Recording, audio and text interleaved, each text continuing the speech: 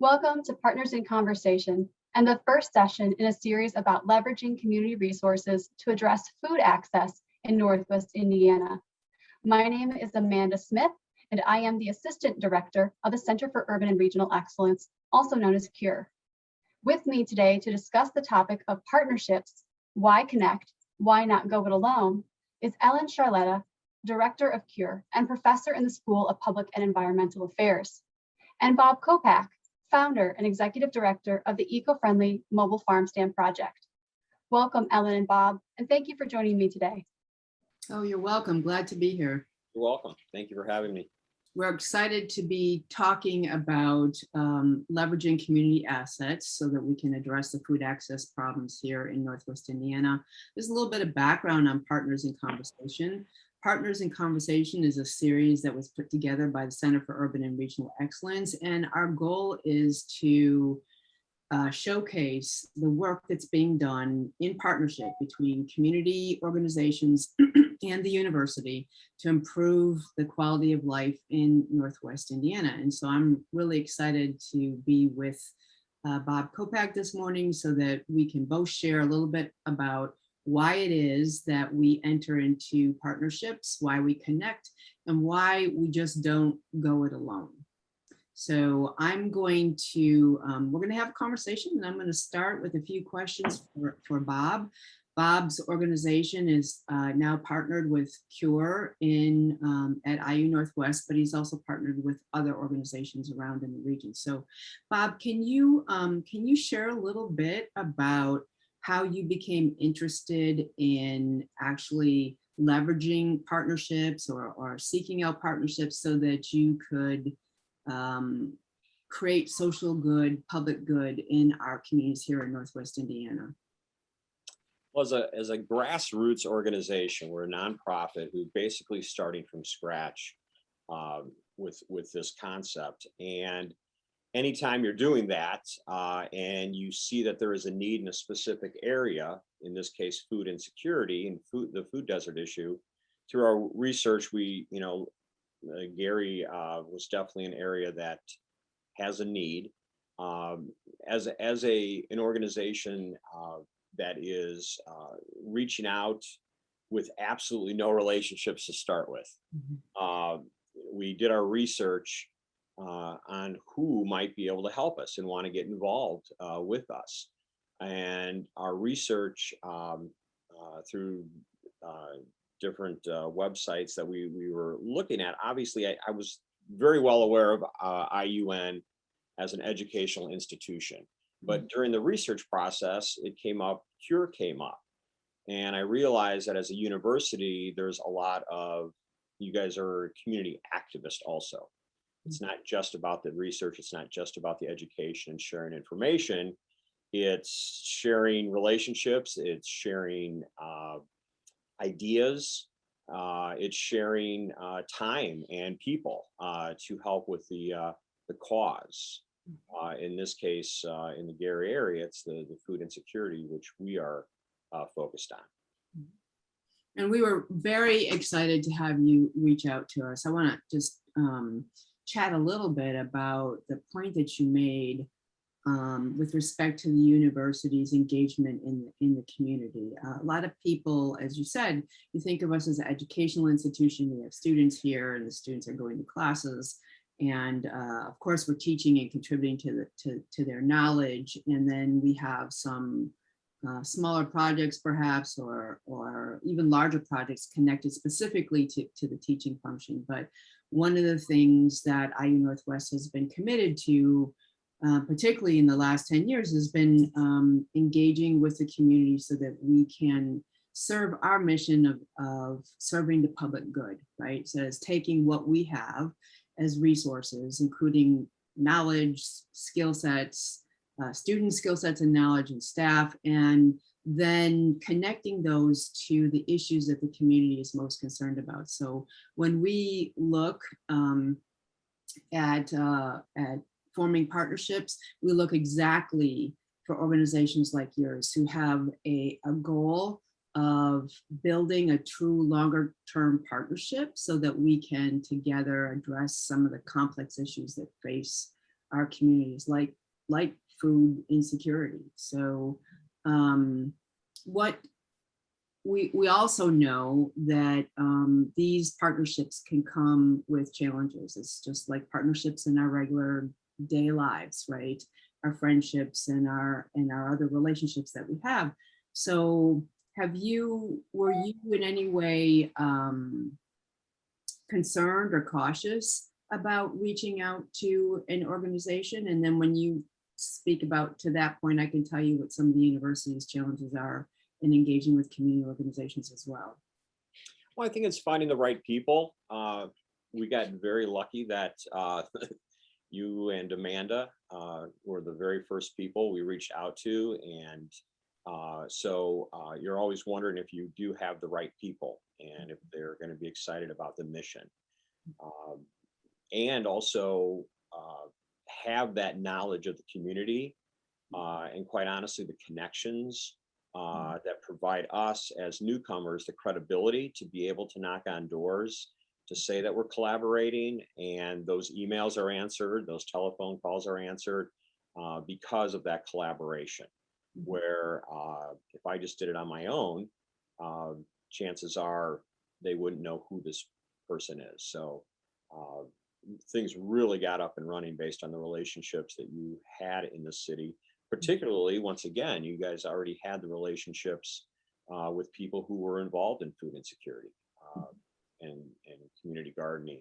So that was very, very helpful to get things up and running. Yeah, people may not realize that we have experience here on campus with the community garden, and then of course our academic disciplines touch on the issue of food insecurity in many different ways. So SPIA has a policy orientation looking at the appropriate policy actions to take when you're trying to address the problems. And of course, social work addresses many of the other related insecurities that populations face when they are also facing food insecurity. Our nursing department has excellent relationships and knowledge in the area of nutrition. And I could go on and on. We have K-12 schools address food insecurity issues through the food programs that move through the schools, and they have a deep understanding of how that affects student learning. So we have, CURE can serve as a connector to organizations in the community, but also organizations that are the internal departments and colleges that are here at IU Northwest. I want to just touch on a couple of things that you said about potentially challenges or concerns that you might have when we enter partnerships. On the university side, the issues are almost exactly the same. We look to partner with individuals who have an understanding of what it means to engage in relationships with mutual respect, so that we can bring to the table what we need to address the issues, but we also want to respect our community partners, and that mutuality is critical to any success that we might have. Communication goes a long way in making sure that becomes mutually beneficial, right? So if we're in good communication with each other, we're clear about our goals and objectives, and we understand what those shared interests are. And then just on a day-to-day level, we answer emails, we answer phone calls, we take care of business. That's also important. And both of those things work to build the trust that the university and the community partners want to have in order to sustain these relationships in the long run. We often, one of the other challenges that we face is that we have partner requests from many different organizations. And so part of our responsibility is to recognize that those partnerships are going to look different, that everybody's at a different level in their partnership journey. And so sometimes those partnerships are shorter term partnerships, and sometimes they're building towards long-term, decade-long relationships. And so we want to be respectful of that. And I'm wondering, do you see that in your work as well? When you're trying to build out this initiative, can you identify those partners that might be best in the shorter run and those that are going to be long run partners, or is that not an issue for a community organization? I don't know if it's an issue as much as making sure that the partners that we are involved with, letting them know that we look at it as a long-term. In our particular case, when we start a program in a community, we just don't start the program and leave. We want to make sure it works. We want to learn how well it does. If there are some shortfalls, how do we fix those?